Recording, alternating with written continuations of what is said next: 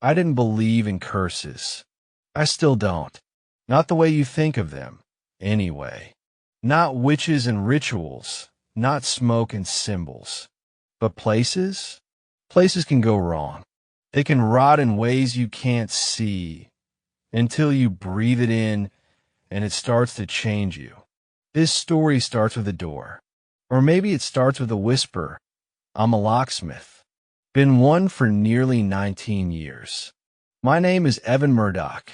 You can verify the license in upstate New York, registered since 2006. I ran a small shop in Fairview before everything before it. The thing about locksmithing is you see things. Not the way cops or firemen do, but odd things. People crying behind doors they can't unlock. Dead pets. Estranged husbands trying to sneak into basements that aren't theirs anymore. But I'd never seen a door like the one on Maiden Hill Road. It was a foreclosure clean-out job. Late September. I remember because the trees hadn't fully turned yet, but the air had that sharpness to it, like it was ready to hurt you. The house sat alone. Not abandoned exactly. Just unattended. The driveway was cracked. The shutters hung like crooked teeth. But the front door? Brand new. Heavy oak. Deep red. Brassy handle with no scuffs. No weathering. Like it had been installed yesterday. But that wasn't the weird part. The weird part was the keyhole. Let me explain something. Old keyholes, especially on antique doors, are usually skeleton type. Wide. Worn. You can see right through to the other side sometimes. But this one? It was too narrow. Too deep. Why, I slid my pick inside. It felt like dropping a needle into an abyss. And it was cold. Metal cold, but sharper, angrier. Then I heard it. A whisper. Not in my head. Not imagined. Real, audible from the keyhole. A breath of air shot through. Even though the house had no power, no HVAC, no drafts. It didn't sound like wind. It sounded like something trying not to be heard. The door opened easily once I found the tumblers. Almost like it wanted me inside. The first thing I noticed was how silent it was. Not quiet. Silent. No creaking. No echo. Even my boots on the hardwood made no sound. Like the air had been padded somehow. The second thing I noticed was the photos. All over the walls. Framed. Crooked. Hundreds of them. Black and white. Mostly of people. Some of them smiling. Others blurred. A few missing faces, like the photo had rejected them. But each photo had one thing in common. Every person had their ear pressed to a door. I stood in the center of the hallway, trying to make sense of it all when the front door slammed shut behind me. I jumped. The handle rattled. I ran back and tried it. Locked. I hadn't even turned the knob. Then something scraped on the floor upstairs. I won't lie, I almost bailed. But this was a job, and the bank that hired me paid well for these cleanouts. So I climbed the stairs. Each step felt heavier than the last. Like gravity didn't work right here. When I reached the top, there was only one door in the hallway, painted the same blood red as the front. Another keyhole, identical, but this one had something on the floor in front of it. I knelt down. It was a clump of hair, curled, graying, still attached to something I didn't want to touch. Then the wind came, but not from outside. It screamed through the keyhole, a sound like every person in the house's history inhaling at once. Not exhaling, inhaling. I fell back. The sound passed through me, and for a moment I couldn't remember where I was, or who. Then it stopped, and something whispered again. Your turn. I fled. Down the stairs. Shoulder-checked the front door until it opened. Drove home like a man escaping a fire. I didn't tell anyone what happened. Didn't sleep either. That was a mistake. Because that night, I woke to find my own bedroom door ajar. And there was a draft. Cold. Focused. A breeze that didn't belong. The kind that smells like closed rooms and old paper. I checked the hallway. No one there. But there was a photo taped to the wall. A new one. Of me. Ear to a door. Eyes closed. Mouth slightly open. The next morning I called the bank. Told them I quit the job. They said the house had already been reassigned. That was fine with me. But then I got a call from the guy who took it. He only said one thing before hanging up. It's listening now. I started researching. Maiden Hill wasn't on any recent map. County records show the house was condemned in 1978, then again in 1992. Same owner. Never resold. But every 13 years, it shows up again. Same address. Same front door. People enter. Some to clean. Some to explore. None stay sane. Some don't leave at all. It's been 2 weeks since the job. Every night now, I wake up with my ear to a different door. Kitchen. Bathroom. Closet. Always pressing. Always listening. And always just before I pull away. I feel the wind. Not cool. Not natural. It smells like breath. Like teeth. Like waiting. Last night I found something under my pillow. A key. Old. Rusted. Cold. But not from any door in my house. It's not for this world. I'm scared to sleep. But I'm more scared of what happens if I don't. Because now, when I don't press my ear to the door starts pressing its ear to me. It's strange how something as simple as a draft can change your entire life. You grow up thinking you know what air feels like, what cold is, what a whisper sounds like. But once you've heard the wind scream through a keyhole, nothing ever feels normal again. Especially when the wind starts sounding like a voice you know. I didn't sleep after I found that key under my pillow. I tried. I took 2 Benadryls and a glass of whiskey and laid still for hours.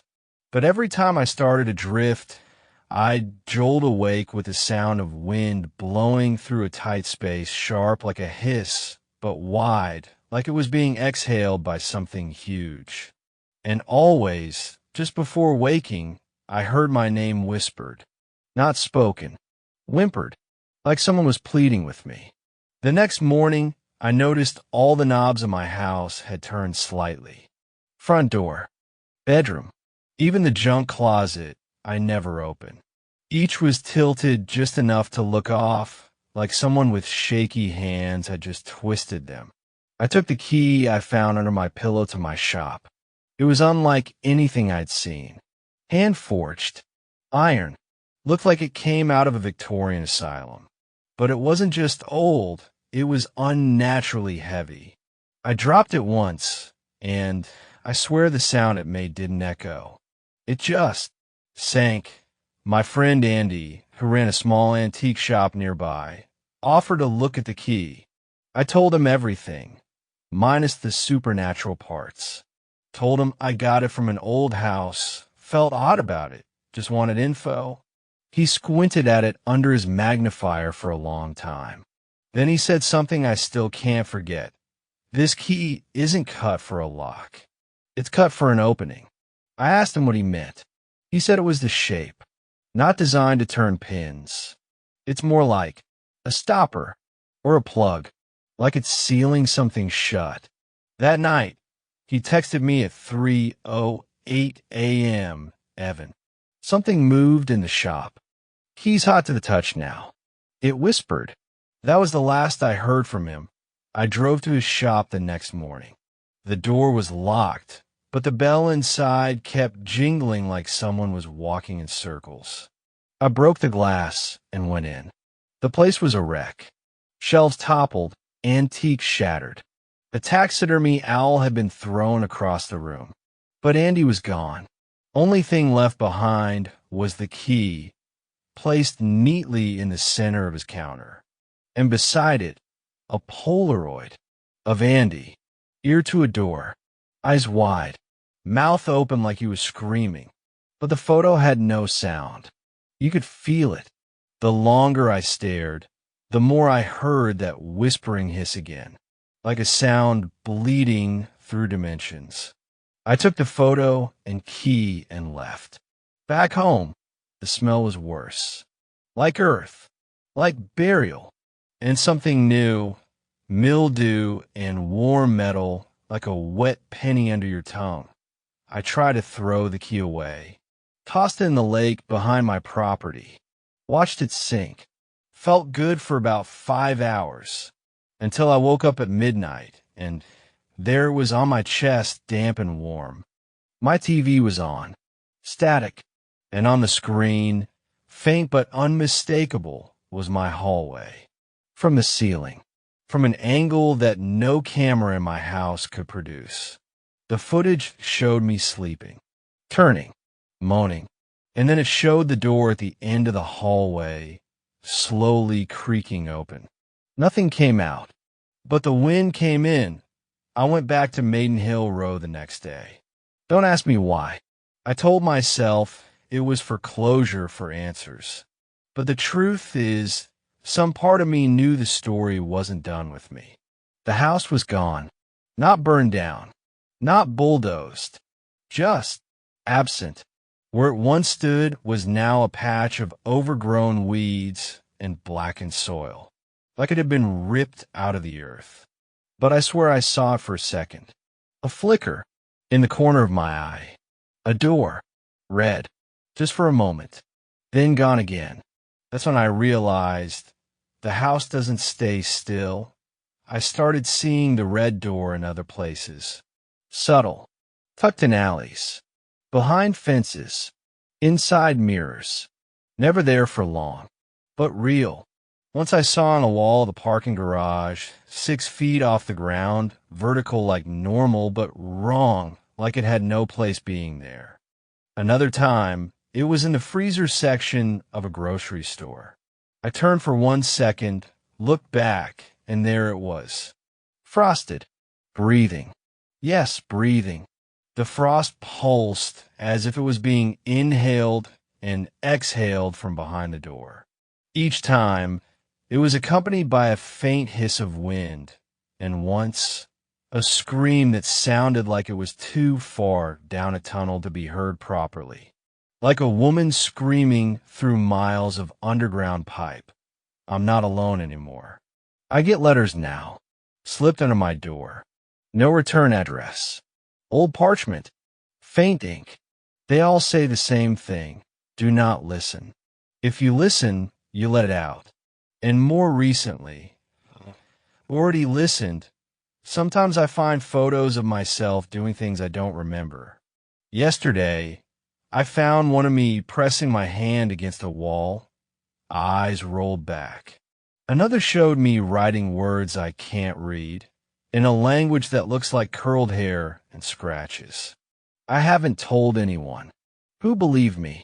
But I did look through old newspaper archives. Found something buried deep. A 1911 clipping. Family found dead in soundless house. No cause determined. All found kneeling by doors. Ears pressed. Expressions of agony. No wounds. The address? Maiden Hill. I think I know what's happening now. There's a wind that moves through keyholes, but it's not air. It's memory. It's time. It's voice. And if you listen long enough, it speaks your name in a voice you trust. Last night, I found a keyhole in my own bedroom wall. No door, just a keyhole. I tried to plug it with wax, with cloth, even nailed a board over it. But I can still hear it. Not all the time. Just when I try to sleep, it whispers, come back. And worse, you're already inside. There's a sound I've been hearing in my sleep. It's not quite a voice, not quite the wind. It sounds like my name, but wrong. Bent, curved through metal and bone. And I think it's coming from behind the keyhole I covered up. I boarded over it, taped it, even poured melted lead over it. But the sound doesn't care. It finds the cracks. Monday, November 14th, I woke up with blood on my fingers. Not dry blood, fresh, wet, sticky. I checked my nose, my mouth, my ears. Nothing. Then I looked at the boarded wall, and my stomach dropped. The lead had been chipped away.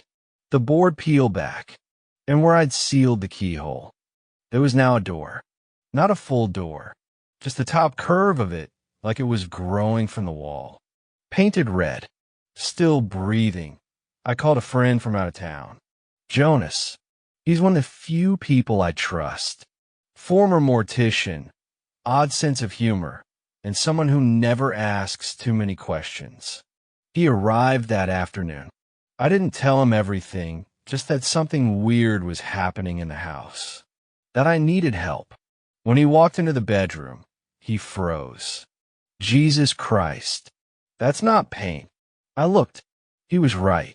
The red wasn't paint. It was muscle, pulsing, alive, like something was forming a door out of tissue. The top curve was sinew. The center had the hint of a knob, made of what looked like knotted cartilage. Jonas backed away. Evan, I think it's trying to come through. That night, we heard the rattling, first from the walls, then from the inside of the house. Every drawer, every cabinet, every locked closet began clicking, jiggling, whispering, like keys turning in locks we couldn't see. Jonas stayed in the living room. I tried to sleep again. I shouldn't have. At 3:11 a.m., I heard the voice again. Clear this time. Not through the wall. Not through the wind. The front of my bed. You never locked me out. You locked yourself in. I didn't look. I just closed my eyes and prayed for morning. When I woke, Jonas was gone. There was a trail. Ashy footprints leading from the couch to the hallway, to the bathroom, and back. And in the center of the living room floor, a mirror I've never owned, set flat on the ground. When I looked into it, I didn't see myself. I saw a man upside down, walking across the ceiling, his head turned unnaturally, twisted like it had no spine. And I swear to God, he stopped, stared into the mirror, and smiled. I smashed the mirror. It didn't break. It just absorbed the hammer like it was liquid. It rippled, then went still again. But now the man was closer, upside down still, crawling down a hallway that looked exactly like mine. I went to the police, told them Jonas was missing, that he might have had a psychotic break. I lied and said he talked about disappearing, about hiding. They filed a report. That's it. That night, I got a text from Jonas' number. It said, Evan, it's inside the walls. Don't turn the key. Don't open the door. Burn the room. Then another message. It can smell when you're awake. I left the house for 3 days. Stayed in a motel on the edge of town. Kept the lights on. Didn't sleep. But on the third night, I heard it again. The whisper from the motel bathroom. There wasn't a keyhole there, just a vent. But the whisper came through it, clear as day. You brought the door with you. I went home. I figured if this thing wanted me, it would get me wherever I went. The red door was now full size. It stood on my bedroom wall, breathing slowly, a full doorknob in place. Still made of bone. Above it, scrawled in ash and rust, were the words, "The Echo Room." I think that's what's behind it. Not a room of screams, a room of reflections. I set up every camera I had. Infrared, motion detecting, night vision. I placed one directly in front of the door and hit record. At 2:44 a.m., I heard the click. The door was unlocked. And in the footage, there was a man crawling backward out of the door. But only in the footage. To the naked eye, the door never opened. But the camera showed it moving, breathing, letting something through. When I reviewed the footage frame by frame, I saw this. Frame 1102. The knob turns. Frame 1105. The door opens to pitch black. Frame 1109. A pale upside-down face peers out, mouth stretched far too wide. Frame 1113. It crawls out. Backwards, like rewinding birth. Frame 1120. It turns to face the camera. Frame 1123. The camera glitches. Frame 1125. Static. Frame 1132. I'm standing in front of the door. Frame 1133. I'm smiling. Frame 1134. I turn and walk into the door. Frame 1135. Darkness. I don't remember any of that. But when I woke, my feet were dirty, and there was ash in my mouth. In the hallway, all the keyholes in the house had multiplied. Where there were none before, walls, ceilings, baseboards, there were now tiny, hissing holes, each one whispering different things. One said my name. Another said Jonas' name. Another just sobbed. The mirror is now on my ceiling, and the upside-down man is standing beneath it. His face is gone, but his mouth is still moving. And tonight, I think I understood what he was saying. You don't lock a door to keep something out. You lock it to hide what's inside. There's something about a whisper that burrows deeper than a scream. Screams break the silence. But whispers, they grow in it. Since the mirror appeared on my ceiling, I've stopped sleeping altogether. Because every time I close my eyes, I dream of the echo room, and something worse than dreaming is waking up inside it. The fourth night after Jonas vanished, I found something waiting for me in the hallway. Not the upside-down man, not a mirror, but a key. It wasn't there before.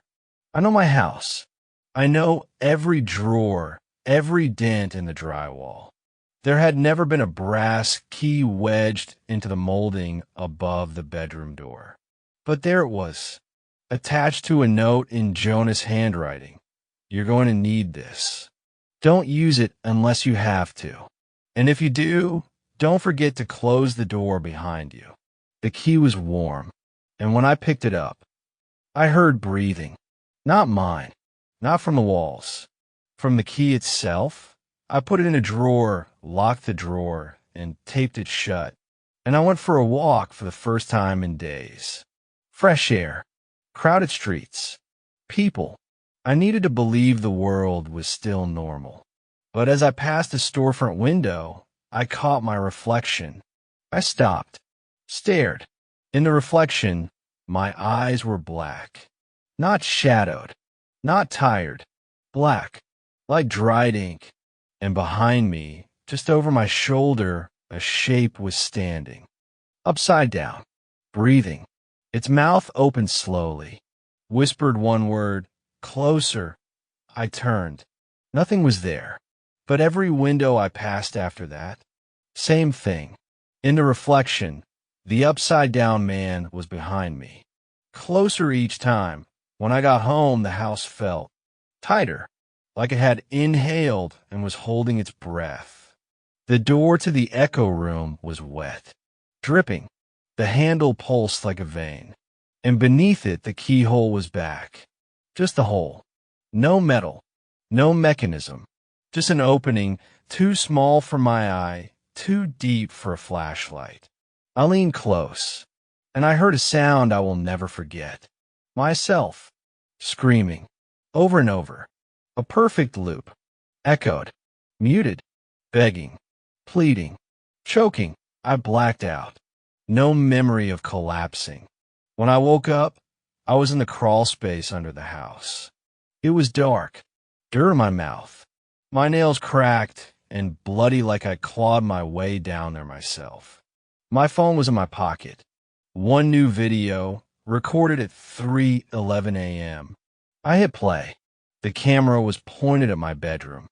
In the video, the red door opens. A hand reaches out backward and pulls me in, but I wasn't asleep. I was standing, walking, voluntarily. And just before I crossed the threshold, I looked back at the camera and smile. I don't remember doing any of it, but I woke up with ash under my fingernails, and the key was now in my front pocket. The tape was untouched, the drawer still locked, but the key had moved. It wants to be used. That day, every locked door in my house had become unlocked. Cabinets, closets, bathroom, basement, everywhere I'd once stored things, now stood open, and in each of them, wedged in the corners between linens, under furniture, were fragments of doors, hinges, handles, slats of red-painted wood, all wet, all breathing, as if the house was growing new entrances. And the worst of it?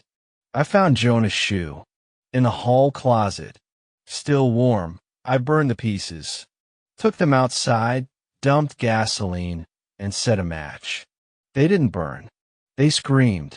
A long, low, wind-through-metal scream that made the neighbors turn their lights on. I pretended it was a barbecue gone wrong, but I could feel them watching me through their windows. I think they saw it too. Back inside, I sat in the kitchen, watching the hallway. Every light was on. Still, the space around the red door seemed darker than the rest. The whispering returned, not from the keyhole now, but from behind the walls. And it wasn't my name this time. It was a countdown. 3, 2, 1. And then the front door opened.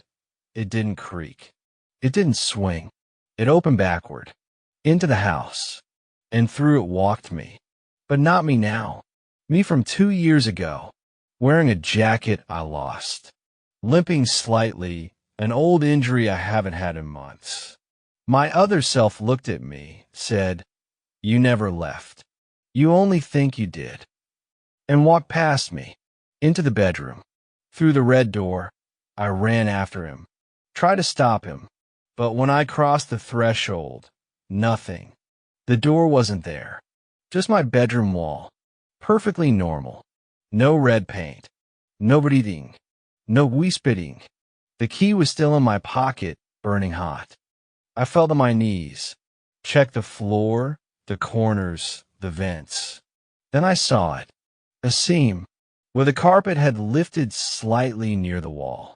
And under that seam was another door, small, like for a child, or was something that slithers, painted red, breathing, with no handle, only a keyhole.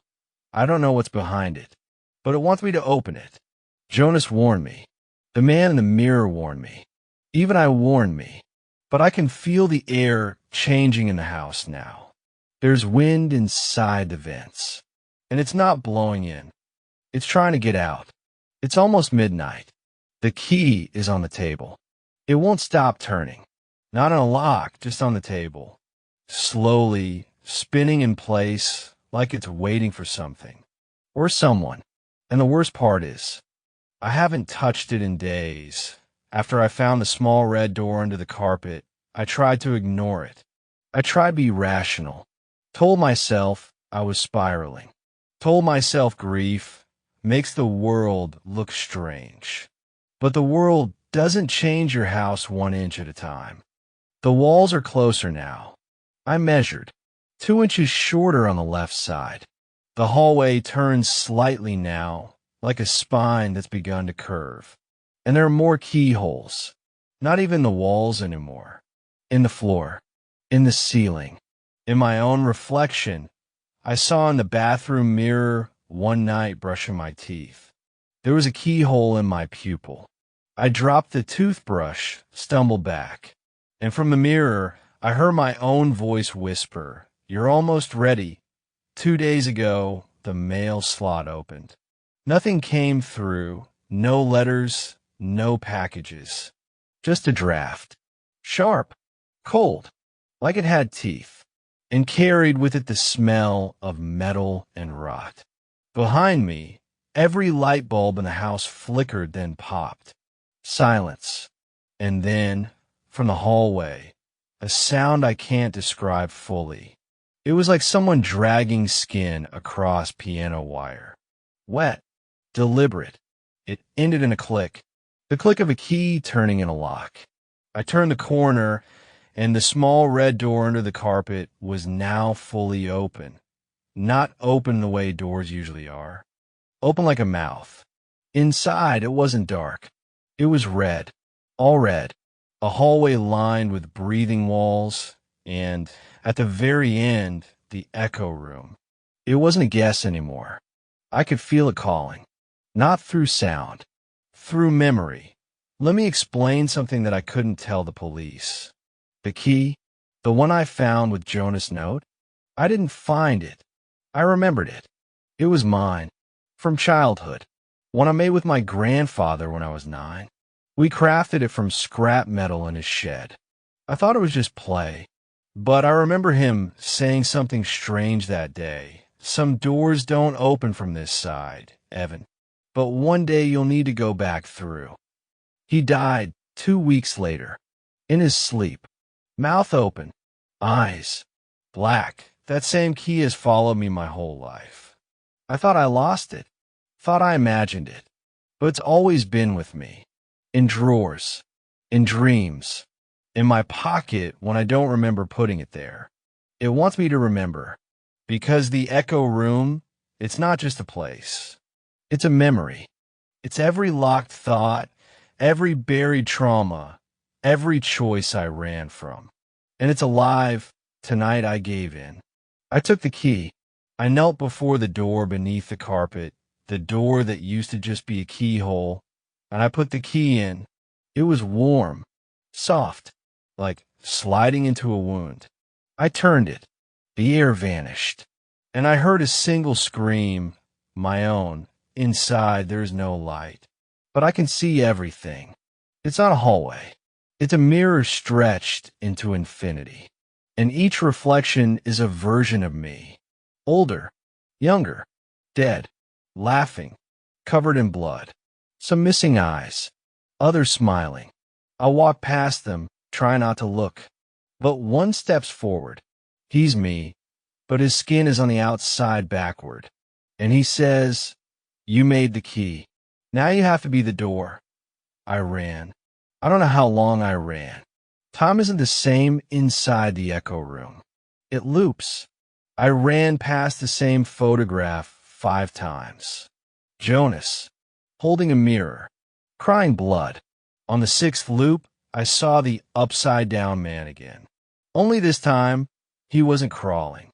He was standing, smiling, and behind him was me, mouth open, screaming soundlessly, hands pressed against glass from the inside. I realized then the echo room isn't a place you enter. It's a place that copies you, takes your worst self, and makes it real. It lets it out. When I finally found the end of the hallway, there was a final door, smaller than the rest, covered in locks. Every lock was a different shape, made of bone, glass, and things I don't have words for. But the key I held, it fit all of them. One turn, a scream, and the door opened. I woke up in my bed.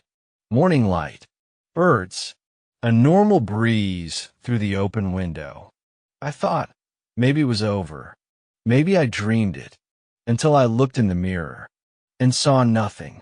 Not darkness, just absence, no reflection. And from the other room, I heard someone whisper, "You made it out." Then another voice, "Mine. But what came out with you?" Jonas is still gone. But sometimes my phone vibrates at 3:11 a.m. No message, just a missed call from my own number.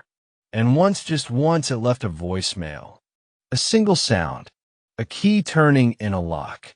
If you're reading this and you find a brass key with a cold hum and a whisper that sounds like your own name, burn it. And if a red door appears in your home, do not open it, not even a crack, because what breathes behind it remembers you, and it's still listening through the keyhole. I don't know what day it is anymore. I don't know which version of me is writing this, but I know this is my last entry. The key turned itself again last night. I heard it clicking from across the house, rhythmically, like a clock counting down seconds I no longer have. When I entered the hallway, the house had changed completely. No furniture, no walls, just a corridor of doors. Each one locked, each one humming behind its surface. And at the end, the small red door, no longer hidden beneath the carpet. It stood tall now, full size, pulsing faintly like a heart inside a chest cavity. The air was thick. Every breath was damp. And from behind that door, I could hear my mother's voice calling me home. My mother died 15 years ago. I said before that the echo room was a memory. That's only partially true. It's a memory reversed. A doorway built from what you forget, not what you remember.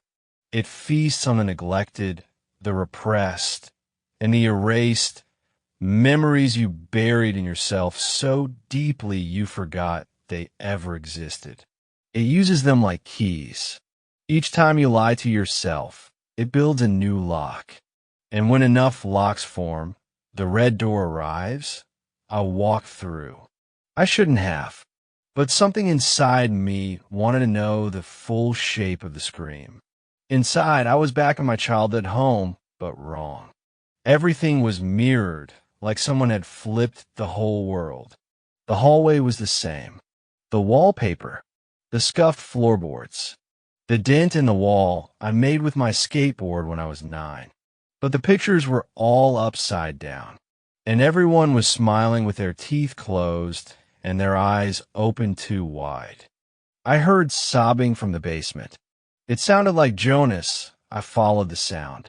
Each step made the stairs longer, the house narrower. It didn't end, not until I stopped walking. Only then did the floor arrive beneath my feet.